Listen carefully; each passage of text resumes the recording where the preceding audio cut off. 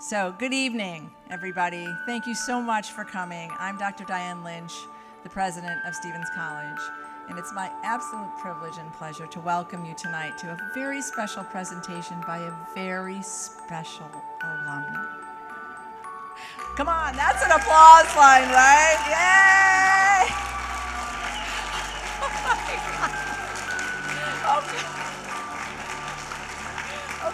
Okay. And that, my friends, is just the beginning of what this evening is going to be about. So, pioneer, astronaut, and an icon of what it means to go after your lifelong dream and achieve it. Wally Funk, applause line. Stay there, right. Before I turn I just have to say, this is my script, but before I have to say, I've had the absolute pleasure of spending the last 2 days with Wally. And from the moment I picked her up at the St. Louis airport, and I looked down the gate, pathway, and I looked down there and I saw this woman striding, right, and she's got this Stevens College t-shirt that says it's Wally Funk Day, and I was like, there is the woman I'm waiting for. And ever since she arrived, that's been true. She keeps telling people that I'm her younger sister, which is such a compliment, right? So you are going to enjoy her enormously, as we have. She's like a tornado in a bottle, in the most incredible, special, positive, amazing, memorable way. So before I turn the podium over to Dr. Julia Moffitt, who's our Dean of Health Sciences, applause line, yes. She will introduce Wally in a little bit more detail, although I hope you've had a chance to see the video and see the slideshow that Julie will talk about it, but some of our amazing staff produced for us. There are a few housekeeping notes. Remember that masks are required, and during this event, although Wally does not like masks, and she will tell you that, but for your safety and health and the safety of those around you. She has a slideshow to share with us, and we tried to do this in a way. We tried to set the chairs so you could choose social distancing if you wanted to, and to make sure that we could accommodate as many people as possible in light of that. But you are going to have to do a little bit of this, because the slideshow will be here and on the screens here and here. So it's a little bit of a stretch, but that's good for you. Little stretches, okay. So you'll see that there. Following Wally's presentation, we have a little bit of a surprise for her, an acknowledgement of what she means to us here at Stevens and in Columbia. And then there will be a Q&A presentation or Q&A session for you to come up and ask her questions. I would ask that when you do that you take your mask down, just because it's easier to hear you. And finally, at the end of this, around 8:30 or so, we did reserve some time for Wally to meet with our students who want to, go figure, get their pictures taken with Wally. Is there anybody in here who doesn't want to get your picture taken with Wally? Exactly. So sometime around 8:30 or so, we're going to ask that Wally move on to her next event. We have kept her incredibly busy the whole time she's been here. Again, I want to thank you so much for being here. I often say this, but Wally represents what it means to be a Stevens woman and a Stevens graduate and a Stevens icon. She never gave up on her dream. She always believed every single day that she was going to get up and do what needed to be done. I talked to her yesterday on the way home in the car, and she said, honey, that's what she calls me. Honey, you just get up every day and you do what you're supposed to do and you do the right thing and things happen. And look at that, they do. So she's going to talk to you about that. I hope you have a chance to ask her some questions about that. But please join me in welcoming Dr. Julia Moffitt to the podium to introduce Wally, and then I know you're going to love hearing from her.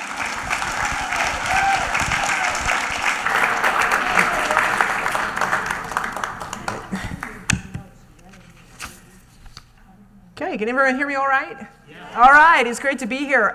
Good evening. As President Lynch said, I'm Dr. Julia Moffitt, Dean of Health Sciences here at Stevens College. It is my great honor tonight to introduce to you our very special speaker, Wally Funk. Wally will share with you the story of how she became to be the oldest woman ever to travel into space. And I'm going to ad-lib just a little bit here, and that's as a nice bookend of being the youngest member of the Mercury 13. It was just a wonderful arc of her life.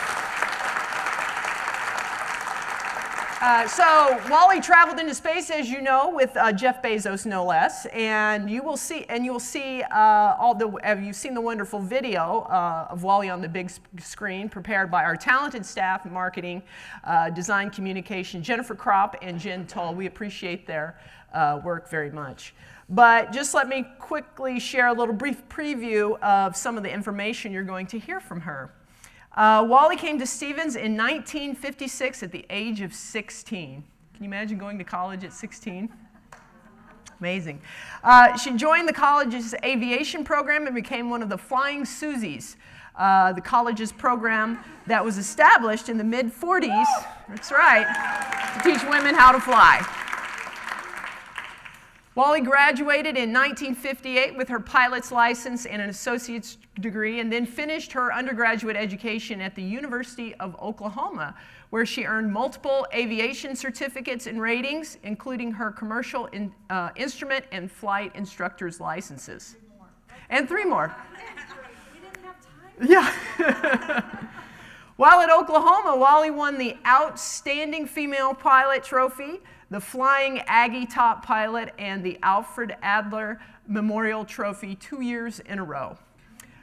When Wally graduated from college at the age of 20 years. Let me just say that again. When Wally graduated from college at the age of 20. It's amazing, right? She became a professional aviator, beginning a career of breaking barriers for women in aviation. She didn't just break them, she shattered them. Let's be honest here. And here, are you ready for all the firsts? Okay. Wally was the first female flight instructor at a U.S. military base. She was the first woman to complete the Federal Aviation Administration's General Aviation Operations Inspector Academy course. She was the first female examiner for the FAA on the NTSB. She was the first woman to join the FAA's System Worthiness Analysis Program, and the first female air safety investigator for the NTSB Safety Board, a role in which she investigated 450 accidents.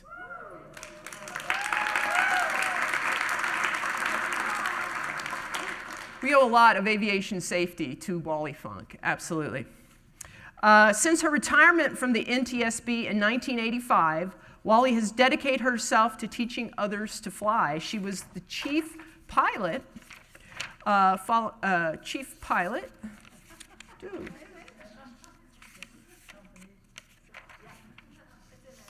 Oh, there we go, for 5 aviation schools across the country, and has taught more than 3,000 students, including President Diane Lynch.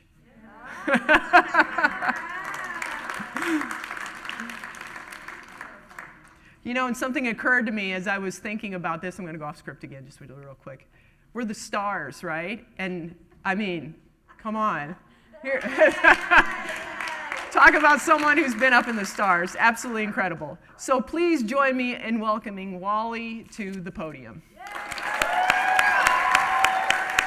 Thank you. You took my speech, honey. Woo! I want those. Wow!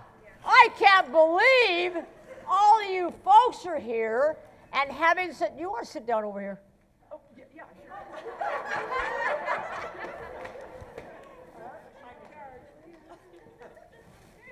I don't have a speech. They gave it to you.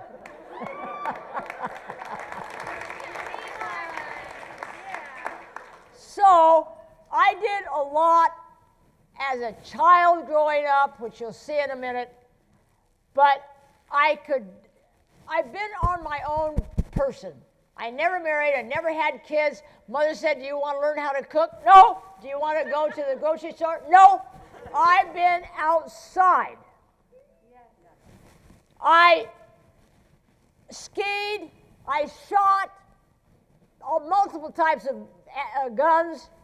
Got my Distinguished Rifleman's Award at 14, which you'll see. How many people would shoot? Shoot me, guns. Targets. Okay. I'll tell you that story in a minute. And then I did everything in Taos, New Mexico, where I was born and raised. The town was only 2,000 people, with great mountains, skiing, with the, highway patrol, and then with being in competition. I've been in all kinds of competition, and I loved it because I'm my own boss. Now, let me get back on track here. You ready for the first slide? Mother would say, no, wait a minute.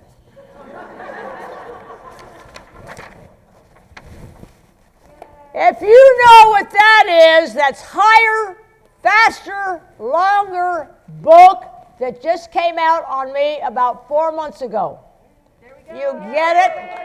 Oh, here we go. Did I sign it? Oh, okay.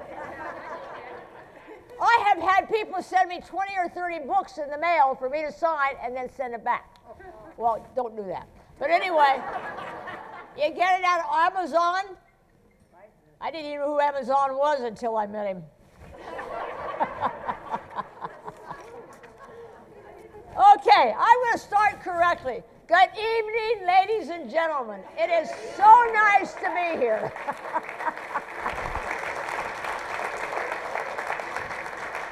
I've had 2 great introductions, and it couldn't be for 2 greater people. So, where did I come from, and how did I get to Stevens in '56? Who was here about that time? Good. There's one other person, I think. Okay. Then I've been here several times. Captain Libby had me here and caped me for the doctorate in 2006. I was here to speak again in 12, and I can't remember the dates that I was with It doesn't matter. my kid sis here. Then I've got something that I have always used, and it's called the Wally stick, because I've done nothing but fly. And you all don't know what that is. It's a stick that I would make out of wood and put a name on it. And guess who? This one has it. I borrowed it. Now, when you check your airplane out, you always check the important things, because the accidents happen because they've run out of gas, they didn't check their airplane, they're in weather, or they didn't think. Those are the 4 main reasons people have accidents. Now, with the Wally stick, I don't know if I'm going to make this work or not. If you were to put that on your tail end, the prop, beginning of the prop, and you heard a dud thud. I don't know if you all heard it back there. A dud thud. What's wrong? That's you have a bad prop. I need something to. No. If it's a nice. I haven't tried it on everything. How about my head? Yeah. Okay. You have a little higher pitch on this compared to what I had over there. So you need a high-pitched sound on the leading edge of the prop, and then a dud thud at the end of the prop when it goes into the engine. If you don't, if you have a dud thud at the beginning of the prop, what's wrong? You got a crack. You're going to go flying, it's going to fly off.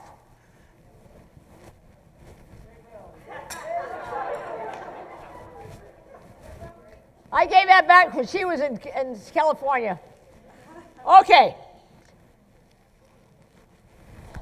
things that I learned from my grandfather is if you want to become smart, you must associate with smart people. And I take this to all my kids, and I'm bringing it to you all.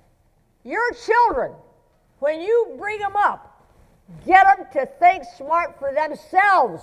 Don't do a lot of stuff for them. You know what? Well, I don't see it anywhere. Those things that you all have in your pocket? Yeah. Cell phones. I've never had one. I don't know how to work one. I only have a landline. I don't need all that stuff. The kids today are in the house doing all that stuff with their landline, and they don't know how to go out and play. They don't know how to go out and ride a horse, to mow the grass, to work on the engine of their car. I've worked on everything there is outside. And I've built things. I used to build airplanes, and Mother would say, honey, where are you going to sleep tonight? I said, I don't know. It might be up in my tree house. It might be in the barn. It might be on the ground. It might be out at the pueblo.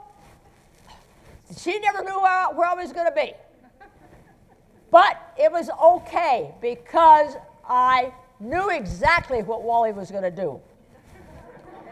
So now you know where I came from, and the knowledge and the power that gives us wings to soar. I have been so lucky to have all of those ingredients come to my body and to my brain. Now, you look over there to the south, and you see a mountain on the right-hand side. And that is the spirit of the Taos Mountain. Has anybody been to Taos? Good. Did you go see the mountain? All right.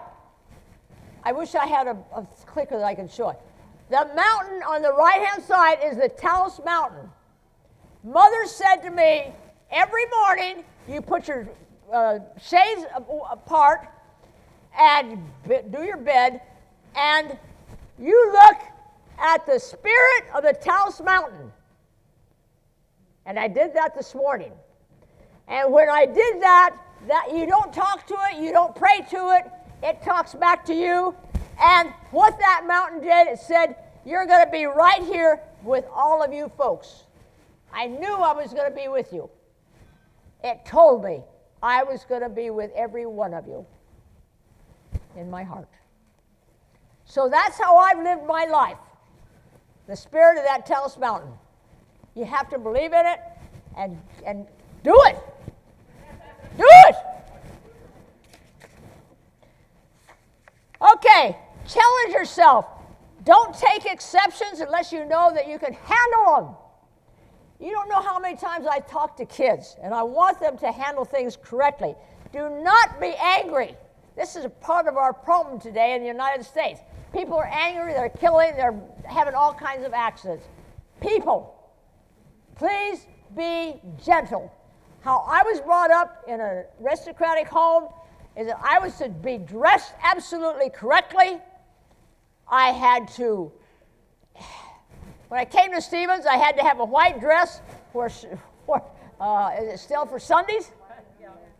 And what about, do you have to have a dress for dinner? Oh, okay, I had all that.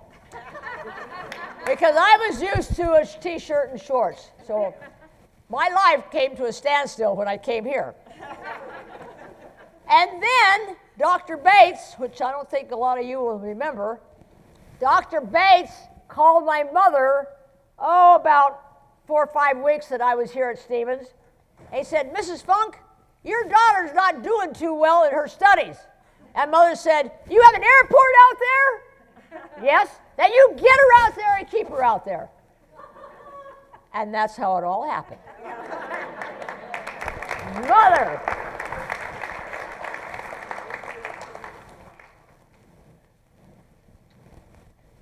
So, the knowledge is the power that gives us the wing to soar. And I've learned so much and achieved so much of hard work that I have to focus myself on being everything I want to be. And they say, but you're a girl. I said, so what? I can do it just as well as you are, man. I can work on cars. on anything, any kind of mechanical thing. I learned about it through my heart. How many of you girls have worked on engines? Good to see. Good for you all.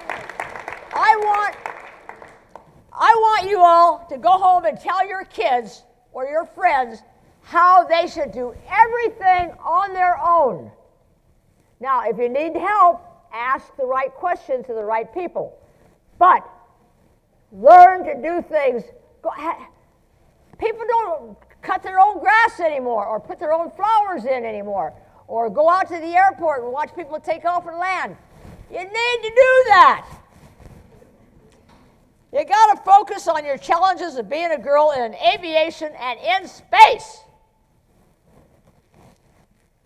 And the very unfortunate thing about, and the papers have got it wrong, they said I didn't get into space or NASA because I was a girl. That is not true. I didn't get in because when I went to NASA several times, I would shake hands with them, and I said, "Sir, I want to come in with NASA." They said, "Wally, we would love to have you, but you do not have an engineering degree." I didn't know. I should have known. I'm telling you all either get one and your children get them to where they will get an engineering degree. And anything in science. Because that's where we're going. We can't be piddling around in the mud. Of course, it's the best school to come to start. Okay.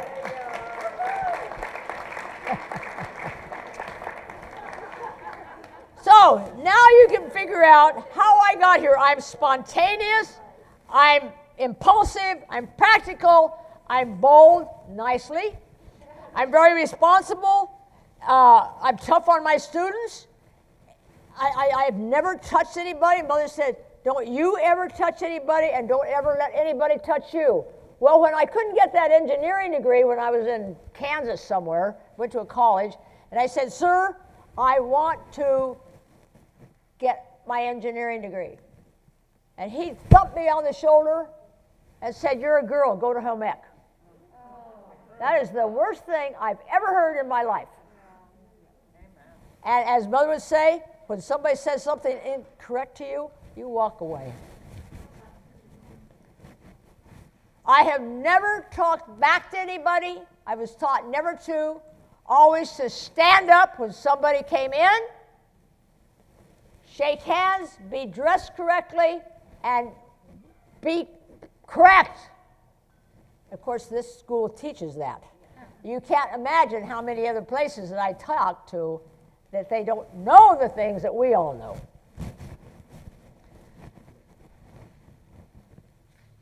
So I've been given a great gift of confidence and no fear. How many people have any fears in their lives right now? Come on, be honest. Okay, a lot of you. You know what?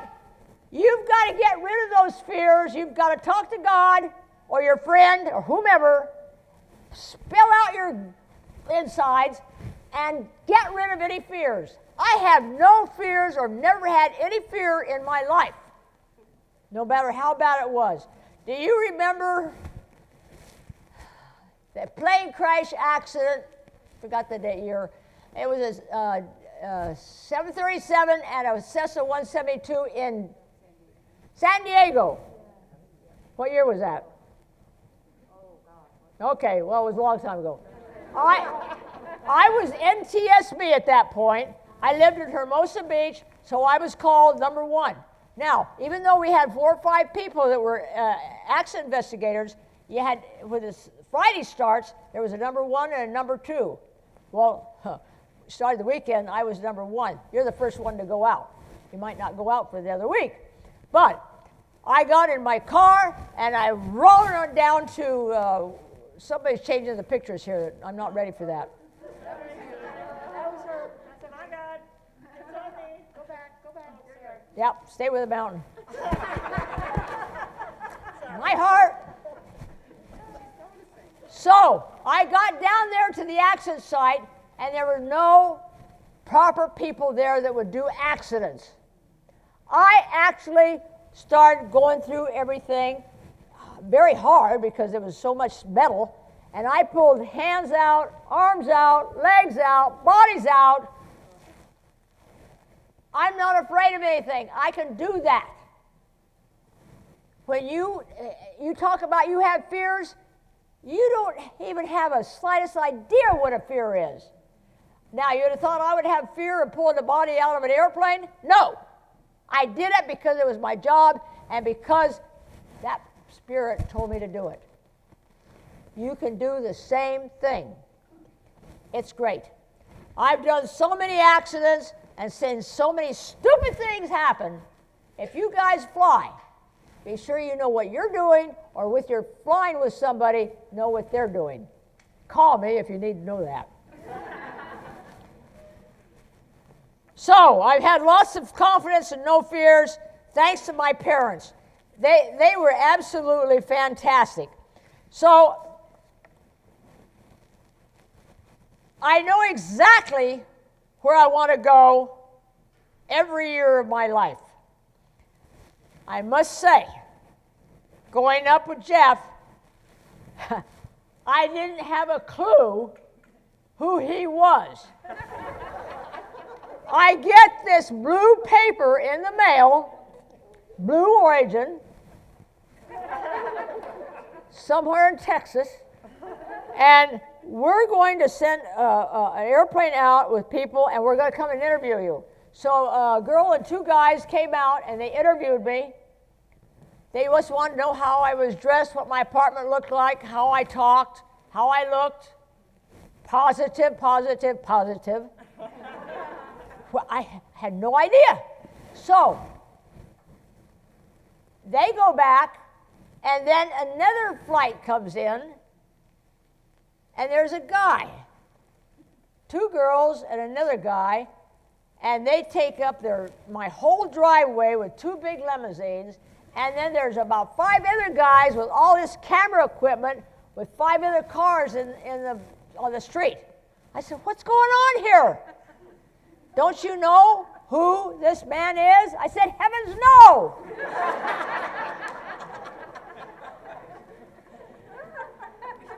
This is Jeff Bezos that owns Blue Origin.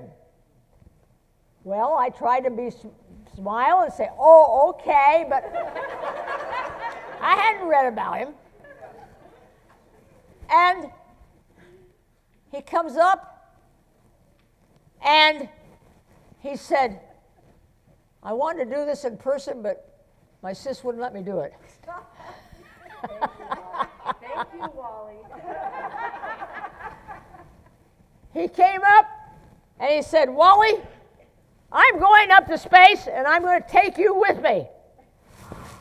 Oh, I can't believe it. So I gave him a big hug, and I normally went down his body. That's the way and I said, for a man, you don't have a butt. He was flat.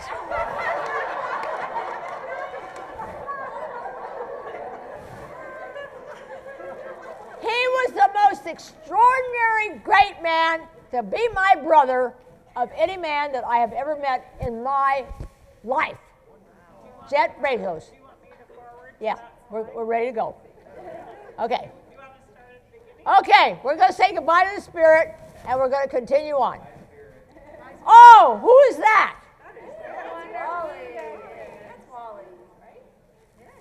When I was 2 years old, the folks took me out to an airport, and I went over to a DC-3, and I'm down there pressing the nut on the wheel to see if they're tight. Mother said, what are you doing? I said, I don't want that wheel to fall off. I want to see if they're tight. I don't know how I found that out. That was the Spirit talking to me. So, next one. Then, as I get into my 20s, I build my house in Taos out of adobe, and I'm right under the Spirit of that mountain. And then there's a tree off to the right of my building there, and I'm scuffling around, and and scuffled around with pieces of pottery and stuff, and that's what I got. Now, the dark pieces, pretend that you're putting them on the stove. The dark pieces are the ones that are on the stove, because they had fire that was not like you're used to. It was liquid fire. Then the white pieces are what you drink out of the cup. So I thought, wow, I'm going to make a thing out of this. I put it on my red thing and a calendar, or a frame, and I wanted to show it, but I couldn't get a good enough glue to make those things stick. So right now they're laying on a table. I took those things, those parts of the pottery, to a very knowledgeable person, and he said, those come from 1682 Indians that lived in Taos. Now, go back to the Taos Mountain. I'm sorry, I don't. Okay, you see all that yellow at the bottom of the mountain? That's the Taos Pueblo. That's where I lived a lot. They were the people that came and brought food to my parents, cleaned my parents' home, did the grass, and I'm right around there with them doing that. Not the house stuff, the outside stuff. Okay, keep going. So, I have a great collection of really old pottery from great Indians. Next one. Okay. So when I had my BB gun, about, I don't know, 12, 13, 10, something, I don't know, forget. I did a lot of shooting, just at targets and at leaves and things that were going down the way, because we lived on a piece of property that was very large. No animals, just. So that got me into shooting. Try the next one, I can't remember what it said. Oh, at 14, I now have a proper rifle and 2 proper pistols. Pistols were very expensive, but I wanted them. And my instructor said, I'm in a group of people that are learning to shoot, and I was the only girl. So in Taos, I carried my big old bag and my gun on my shoulder, and I walked a half a mile every Wednesday to go shoot. At that point, my instructor said, Wally, you're going to put a bullet hole in each target. You're going to do it flat, laying down, sitting, kneeling, and offhand. How many people have done shooting that way? Good, good. Now, I did those 4 shots when it was my turn, and Mr. Bond said, Wally, I cannot believe it, when they brought the targets up. And then go to the next one. Next shot. Oh, sorry. Whoop, one too many. That's my shooting jacket with all the awards on the back. The other awards are those things going up and down. That was a sharpshooter. The award on the right is the Distinguished Rifleman's Award, the most prestigious one you could ever get from NRA in Washington. Now, my Dalbon, my instructor, sent those 4 targets to the NRA and Washington. You know what the NRA is? Yeah. National Rifle Association? Okay. They got them. They were so amazed. They took them to President Eisenhower and said, this is what Wally Funk did in Taos, New Mexico. I get a letter back from him saying, congratulations. I was flabbergasted to think that I could have a letter from a president. But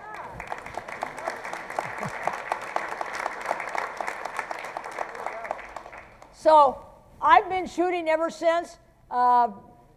since this COVID thing started, I sold my guns. I didn't want to have any problems. So I can say that I had a great experience with shooting. Okay. Oh, my first airplane, the 172. Isn't that the one I took you up in? Yeah. Okay, I've owned 4 airplanes. A 150, a 172, a 182, and a Stearman. The Stearman was the greatest thing I ever had in my life. Do you know what it is? No. Anybody? Okay, but what's different about it? Okay, go to the next one. It's got 4 wings. It's open cockpit. It's a tail wheel. It's got 1 engine. So, I love that airplane right now, and it was a 1942 model. I flew it and flew it and flew it. Students wanted to fly it. I taught them. Then they wanted to do acrobatics, and I did that over Manhattan Beach, over the water in California. I love that airplane. Right now, it's in Seattle being refurbished. There are 100 rib sections in those 4 wings, and they sent me a rib section that was this high in the mail. I have it on my wall. That's taking a long time to get the right wood and to make that airplane, and then the right linen to put on those wings and the elevator and the fuselage, and then repainted. They're going to repaint it, I think it's yellow and white. So, look at the number, 57173. You might see it in the press someday. But I would love to be back in that airplane again. Now, I got to fly a helicopter that belonged to Bezos. Jeff's girlfriend owns a helicopter company. Next one. But then, now this is going a little bit, okay. You know what I did there. I went, it was after Stevens, I went to Fort Sill and flew the T-33 and had students. Next one. Okay, I've done a lot of flying, and I want to do something different. Does anybody recognize the stairwell? What is it?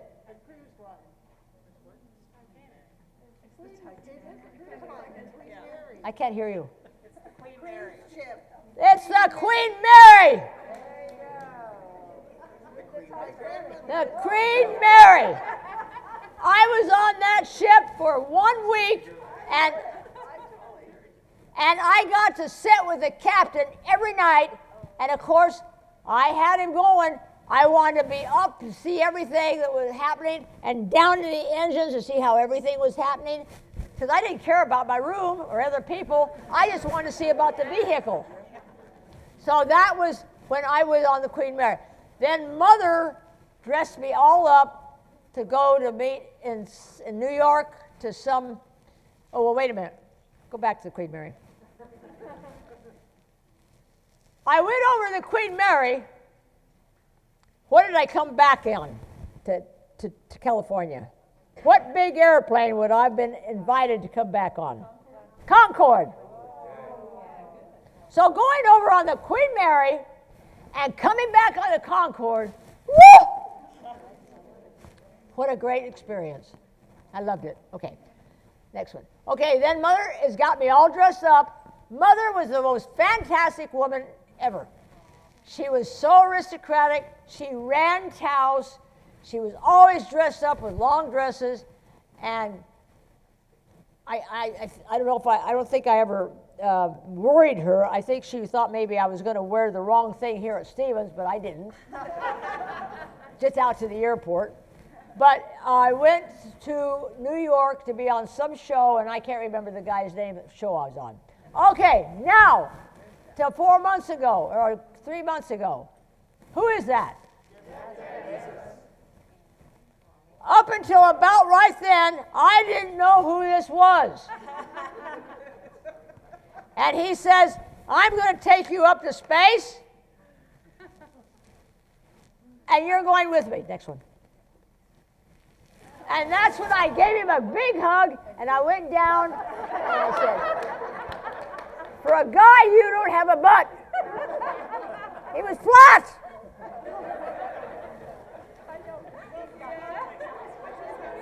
Oh, well, we just went through too many of them. Go on back. Back, back, back. A bunch more, honey. Okay, that's good, that's good, that's good. So then, the whole joke was about a butt when I went up. All right, now I'm out at his place, thousands of acres of land, thousands of people working for him. And I'm telling you, the best people on what do you call them, computers to work everything that he does. It's fantastic. He'd be somebody that you all should try to get a job with.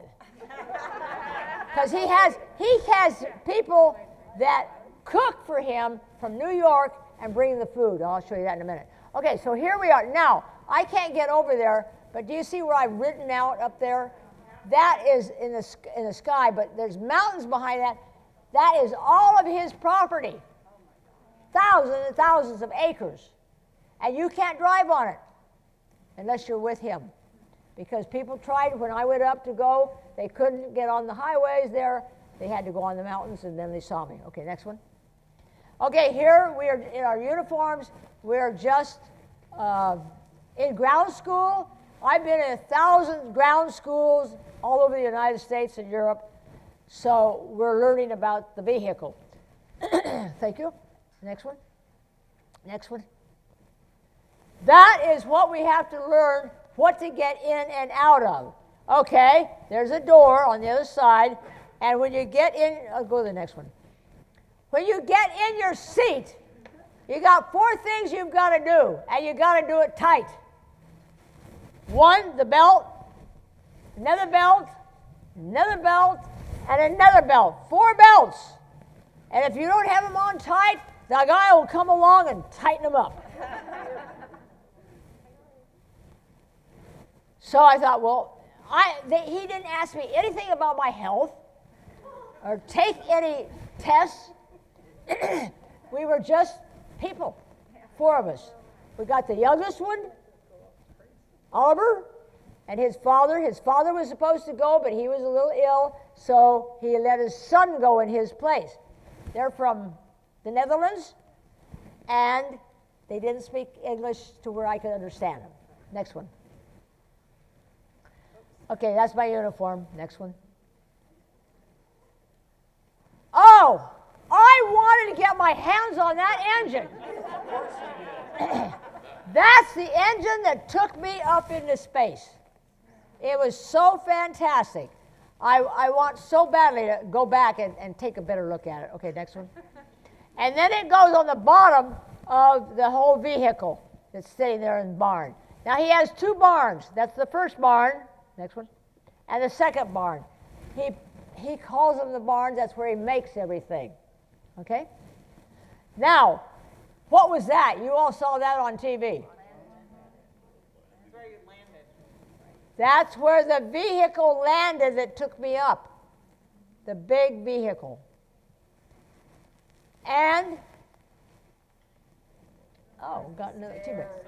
And I couldn't believe it was so beautiful. Okay, go to the next ones.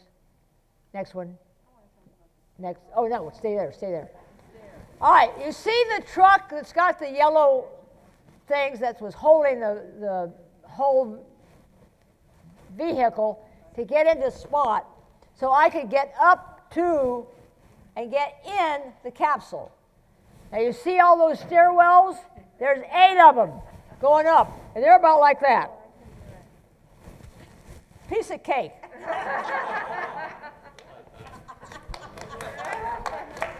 You all can do it. It's just like that. Just like that. So, they didn't have a lot of pictures of us going, but try one.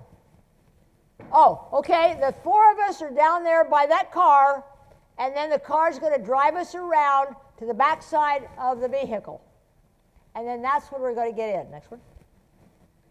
Okay, there we are going up the steps. And then as you get up to it, there's a bell that you got to ring. And I rang it, kept on going, okay? I got into the capsule, got into my number 3 place. Now, Oliver is the 18-year-old, and he's about this much taller than I am. And he was in number 1. And I thought, oh, my God, those big shoes are going to get into my seat. So I was very careful. I figured out what could happen. Next one. Now, we're ready to go. The door's locked from the inside, and we're all in there. So it's Jeff and his brother and the young man and myself. Okay, here we go. We're starting to go up. There's my head. And somebody made a cake with my white head, and that was so funny.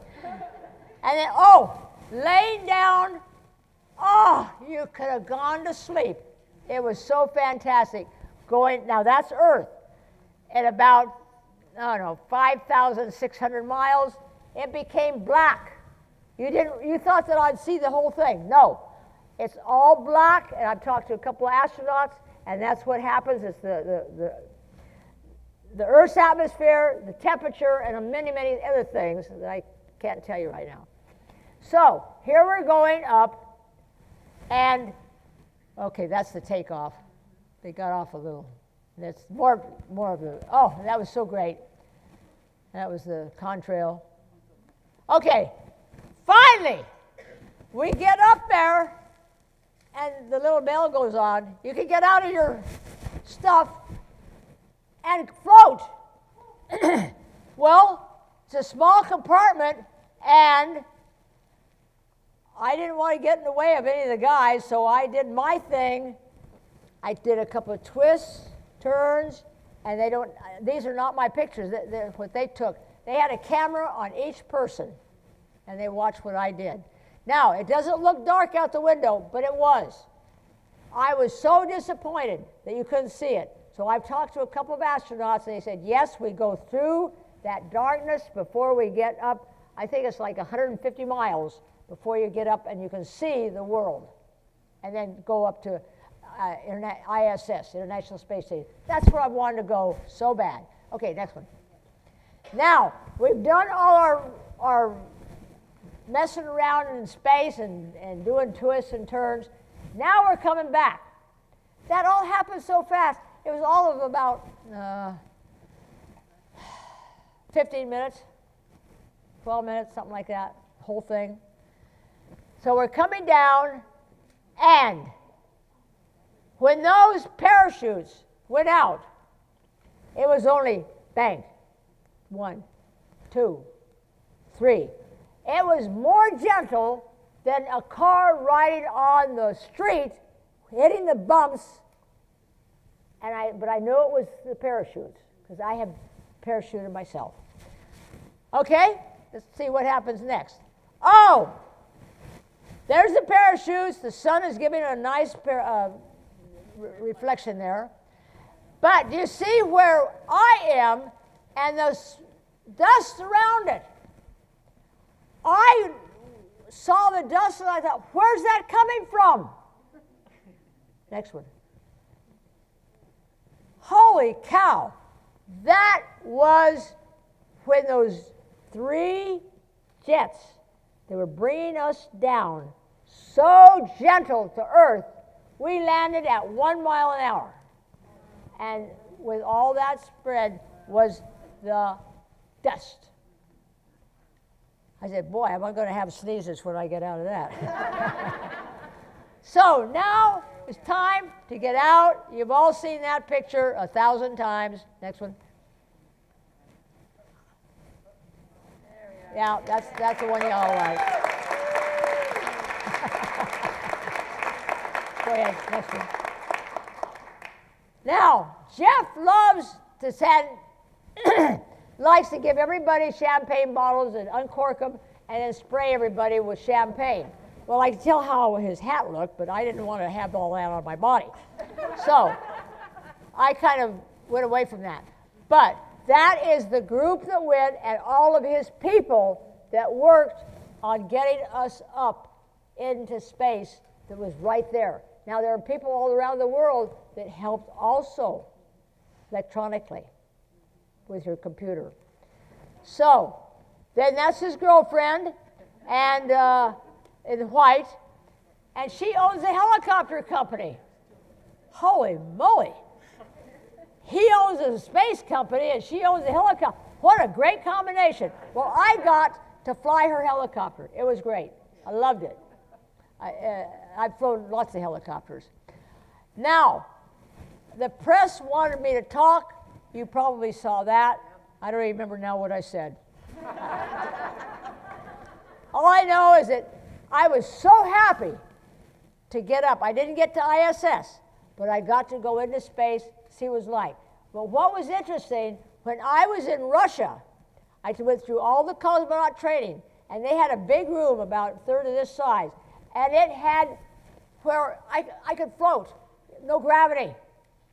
It was fantastic. So I rejoined my thought in being free. Well, I want to say to you folks, I could go on, but that was the end of the great time that I had with Jeff Bezos and his butt.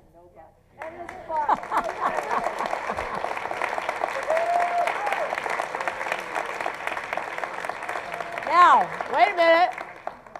There's one thing, there was one picture that didn't get shown, and that was when the girl took me with the car.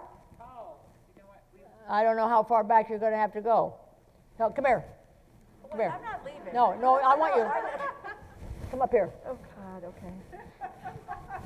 I wasn't leaving, really. Come on, keep going. Get that car in there. There. Ah. Letty was the one that came and got me. She woke me up every morning, and I had earplugs in my ears because it was loud. And she had to wake me up. So the way she did it was she got a hold of my leg and it went like that. For this. I don't wear anything when I sleep, so it felt great. I did not volunteer for that. And then she did it again. Oh, thank you. She asked me if I had permission. It was such a, you all try it. With your bare legs. Be half asleep and have somebody go up your leg. It feels so good. So that's what I remember. Okay, do we have any questions? Oh, not yet. Oh. Okay, wait a second. Oh, thanks, honey. Okay. We'll have time for Okay, wait a minute. Let me get this out of your way. Hold that. I didn't know you were coming up here. We've got a great surprise for you. Okay, stand by. You're going to like it. Stand by. Got to stand by to stand by.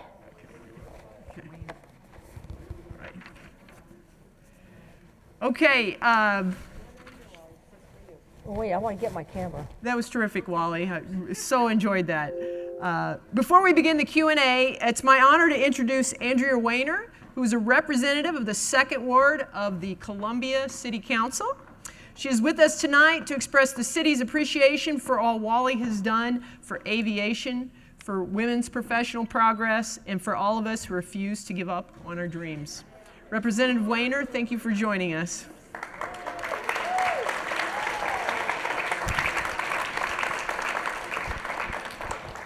I'm very glad that the mayor couldn't attend today.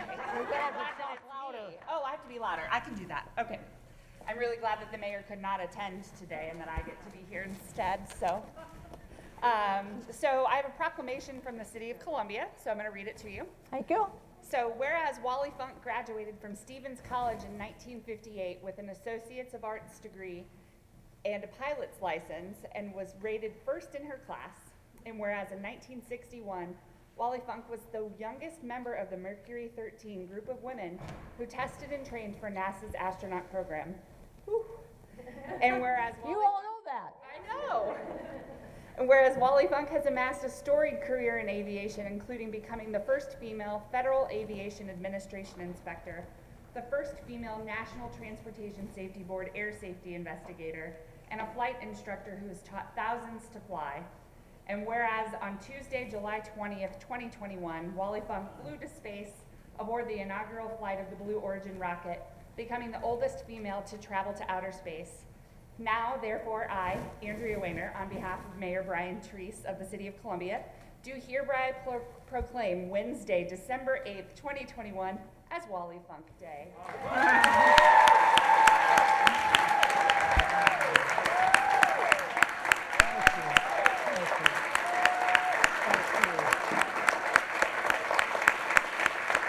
Oh, wow.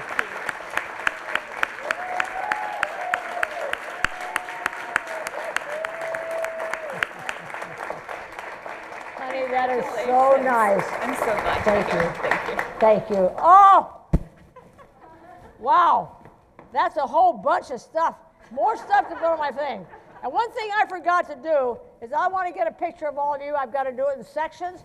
So I'm going to take it in this section first. If you want to raise your hands, go ahead and do it. And here we go on this side. You are so fantastic.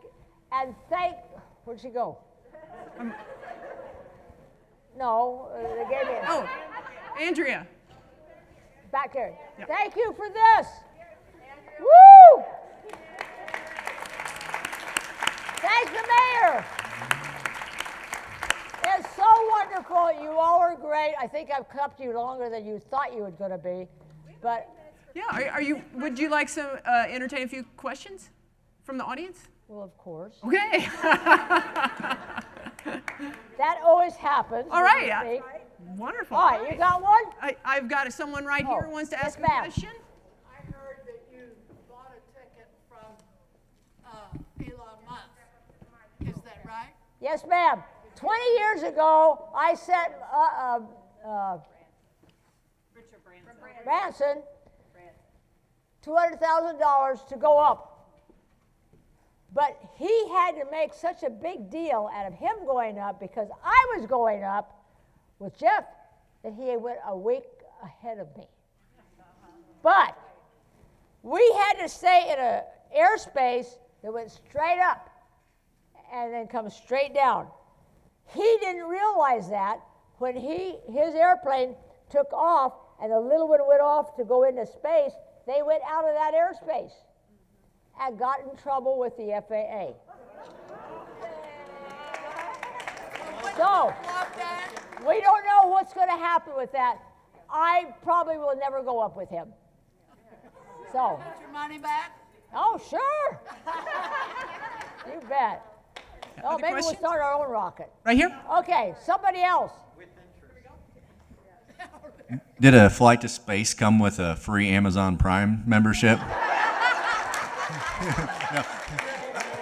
No, I just joking. You say you don't have any fears, but there were 4 of you in that capsule. Who was the biggest chicken? Nobody. Okay. Why would you even ask that question? Come on, who else? You got one. You got to talk loud. Here, I'll get the mic for him. Oh, okay. Yeah, I'll do that for you. She's my mic girl. Thank you. So, where do you go after you accomplish your greatest dream? What comes next? I don't know. I'm waiting to see what's going to happen. Maybe Stevens will send me up. No, I don't know. I don't know. To answer your question, I have been so lucky to be able to do anything that would come my way and do it correctly. I have no idea. I've been giving a lot of lectures for 3 months, and so many pictures that I have to have somebody come and help me put them into albums. But I have had such a great time, and it's so wonderful to be right here with my kid sis and be with you all. I love you all. Thank you. Okay, another question, sir. How many flight hours do you have total? How many? How many total flying hours do you Solo? have? Total flying hours. Oh, it's over 200,000. Oh, Hi, Wally. Beth Pike. We met about 22 years ago. I was doing some research on Mercury 13. You're gracious to correspond with me. One of the things you told me back then was that you were very much appreciated the NASA astronauts that came in the shuttle, with the space shuttle. It allowed women to be a part of that mission. And before that, in '92, I met Dr. Linda Godwin, who's a resident of Columbia, a NASA astronaut, former NASA astronaut, and retired from the University of Missouri in physics department. And she said the women that were in her group were so inspired by what you all did, and that you all were carried up to their missions when they came on. NASA just announced recently, this past week, a new group of astronauts. I think about half of them were women. Just wanted your thoughts about the new candidates. Oh, yes, now. I want them more and more girls to get involved, and that's why I want you to tell your kids and all of you that are young, get into engineering, get into any of these companies that might be doing something in space, because they're hiring.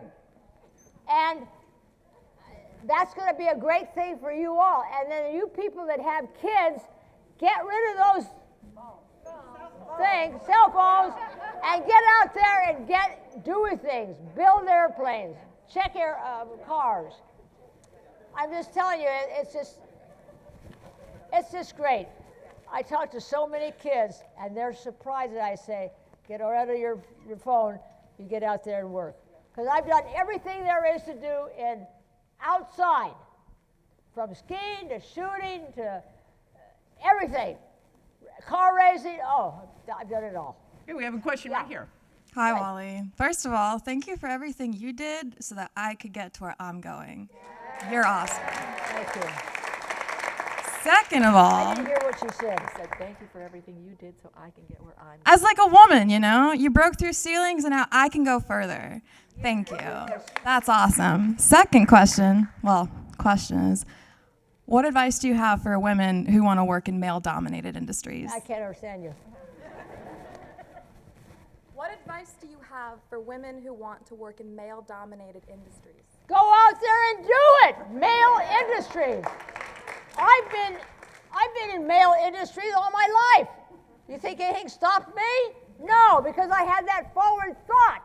I could do it. I could do anything. It's something that you all can do. You get rid of all those fears and you go do it. It's possible. Look at what all these people have done here at Stevens College. Fantastic. Tell them about riding an alligator. Do you remember? Oh, good idea. She brings up some good stuff. Okay, if you get my book, there's a picture in there. When I was in Africa, I rode every animal there was to ride. I had no fears, nothing, because I grew up with snakes and everything in Taos and then other animals. So when I'm in Africa, I rode elephant, giraffe, whatever, and then a guy comes along and says, you want to ride an alligator? I said, sure, an alligator. He said, you put your hands over his eyes and get on, and then you will ride. And that's exactly what I did, and that picture's in the book. That was so much fun. Riding. Thank you for bringing that up. Of anything. What? You're not afraid. No, I'm not afraid of anything, or an animal. How did you get off? I'm sorry? How do you get off? Would you take your hands away? And he didn't know anybody was on him, because I had my hands over his eyes. If you ever get a chance to ride an alligator, you know what to do. Go to your, wherever you might go to have alligators, go to the people and say, I had a friend that rode one. Can we ride on one of yours? But they have to be about this tall. They can't be babies because they have to take care of our weight. Other questions? You got any Yeah, more? right here. Diane, you got any more that we were talking about? Oh. How can you get rid of your fears if you're all made up of atoms and what if you accidentally broke one of your atoms and then you spontaneously combusted. Wait. Do it again. So, how can you get rid of all your fears if one of your fears is that you accidentally break one of your atoms and then you spontaneously combust? How do you get rid of your fears if you break something? Well, you live with it. All right? I will tell you what I've had done to my body. Oh, no. I've had a hip replacement, a knee replacement, and a shoulder replacement. I got over it. That was in 2000. And then we find out the guy that put the hip in put it an inch too thick. And then that made me go cockeyed when I walked. So they put a thing across me to get me level. So what did I end up with? An extra inch on my left shoe. It works. It's no big deal. You can take care of yourself if you have somebody that will work with you.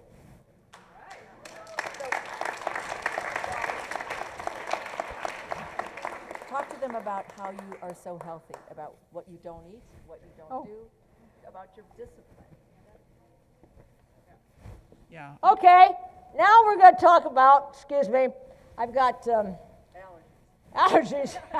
I've been asking anybody have any allergy pills at home that I could borrow a couple of pills? Okay, Mother had correct food for me and told me to always drink hot water. Since I was a kid, I have always drunk hot water. It's kind of cool right now. But all through the day, all of my life, I've been with hot water and cranberry juice. Cranberry juice with no sugar, pure. And I was given a couple of bottles when I came here. You're going to get one back. I haven't been in, I've been talking too much. But anyway, people with children, get them on hot water. You get yourselves on hot water yourself. Mother said, I don't want you to ever drink anything, any alcohol, any Coke, ginger ale, or whatever. No smoking, no cussing, no anything. I was a pure person as I was brought up, not to do all the bad things that we look down on people. So, start drinking hot water instead of your coffee. Try it. It doesn't have any taste, but it's done something in my head. It's made me go and go and go. I feel like I'm still a youngster.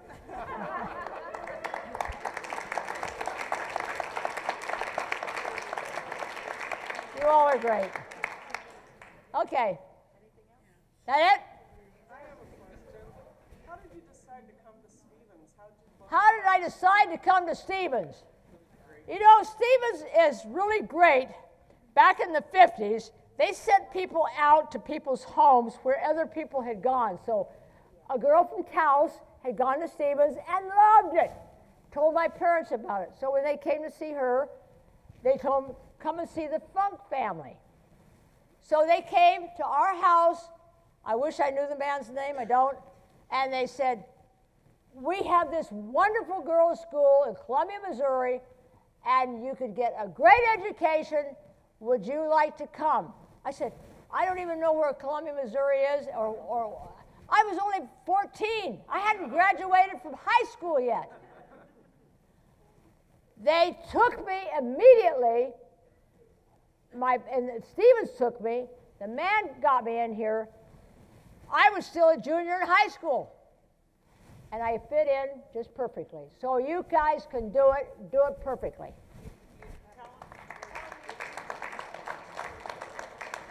Tell them you took the train and you never had a car here. You all remember the Stevens train? Well, that's when I came. Okay, it's probably in a museum somewhere. I got on it, I think it's around Santa Fe somewhere. My parents put it on. I had 2 bags. I was dressed to the hilt in a nice outfit. skirt, I think, and got on the train, and I looked around at a lot of the girls because they had come from California, and they had all these busy hairdos. They were smoking. Ugh. And then I looked at their fingernails, and they had long fingernails, and they're all painted. I had never seen that before. And I thought, well, what kind of girls are going to Stevens? I never saw those girls that were in the train again once I got into Wood Hall. And some of the girls there, they didn't paint their nails and do all that fussy stuff. It seems like more people are doing more fussy things today, but I don't really agree with it. I'm just a kid tomboy, and that's the way I'll always be.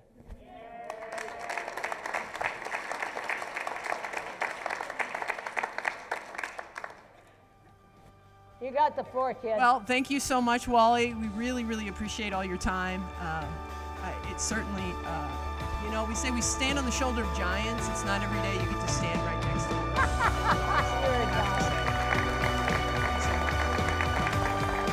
Bless you all. I love you all so much. Thank you.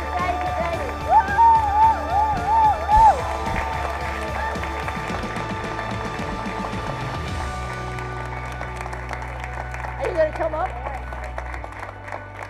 Oh, this is so fantastic. Oh, if I could do cartwheels up here, I would do them for you. Last time she was here, she jumped off the stage. I was like,